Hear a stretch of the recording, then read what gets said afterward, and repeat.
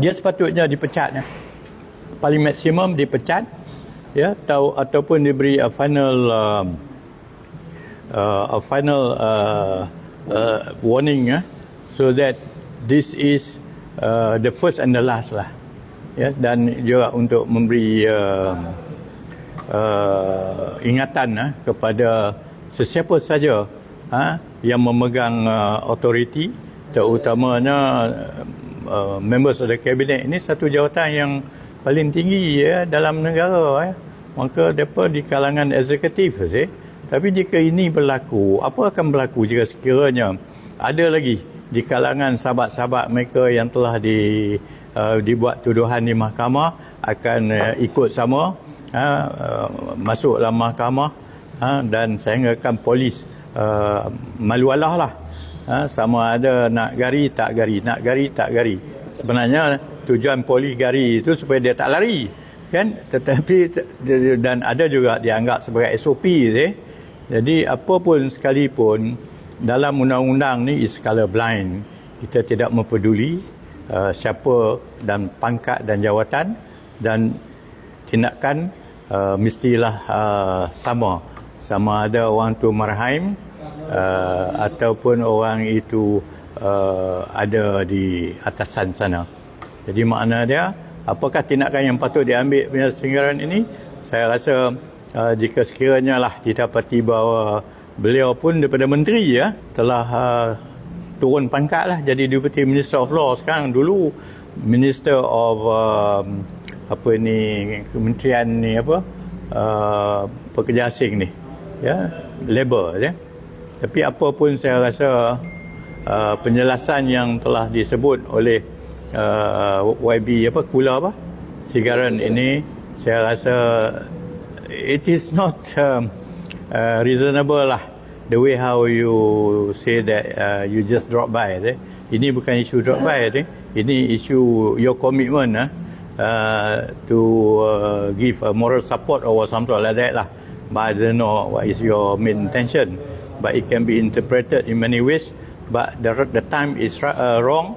At the same time, that is not the way how to do it. The important thing, you have got to show leadership. At the same time, you a member cabinet must be obey the rule and the etiquette as the member of the cabinet. This government, kita tahu bahawa PM Act is very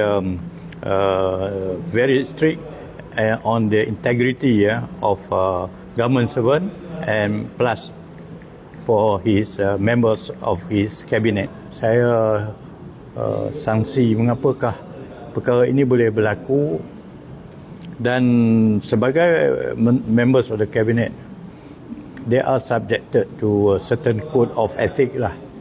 Punishment ataupun deraan yang boleh dikenakan terhadap kesalahan oleh timbalan menteri ini. Jadi ini sepatutnya dilakukan dengan begitu cepatlah. Laporan daripada pihak unit kabinet ini mesti dihantar pada PMAC untuk diambil tindakan seberapa segera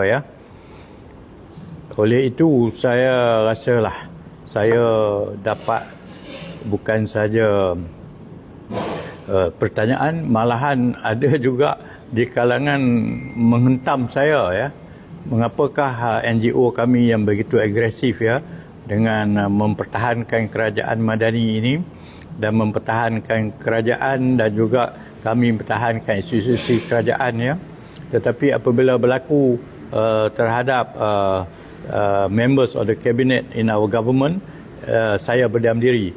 Sebenarnya kami daripada Sekpol tidak berdiam diri, dan saya menyeru supaya rakyat menunggu ketegasan PMX dalam isu ini. Jadi saudara, ini sebagai satu pengajaran kepada sesiapa saja, nobody above the law, even the deputy minister. Boleh jadi polis tidak menggari Arum tadi kerana menghormati timbalan menteri undang-undang berada di sebelah dia, company dia, tetapi ini juga tidak boleh dipejam mata sebelah, kerana yang seorang lagi itu Petuduh itu orang Islam, Muslim. Mengapa digari dalam isu dan kes yang terutama yang samaan? Ya, it is a similar offences dan mengapa pula ada double standard? Ini telah dipertikaikan oleh banyak netizen di luar sana. Jadi saya ingin mengatakan bahawa di bawah kepimpinan saya, Sekretariat Gerak Tempur Sekpo ini memandang serius isu ini dan memohon Jasa Baik PMX untuk mengambil tindakan yang paling tegas supaya janganlah perkara-perkara yang sebegini dilakukan lagi dalam keadaan ketegangan dalam isu yang kita hadapi ini.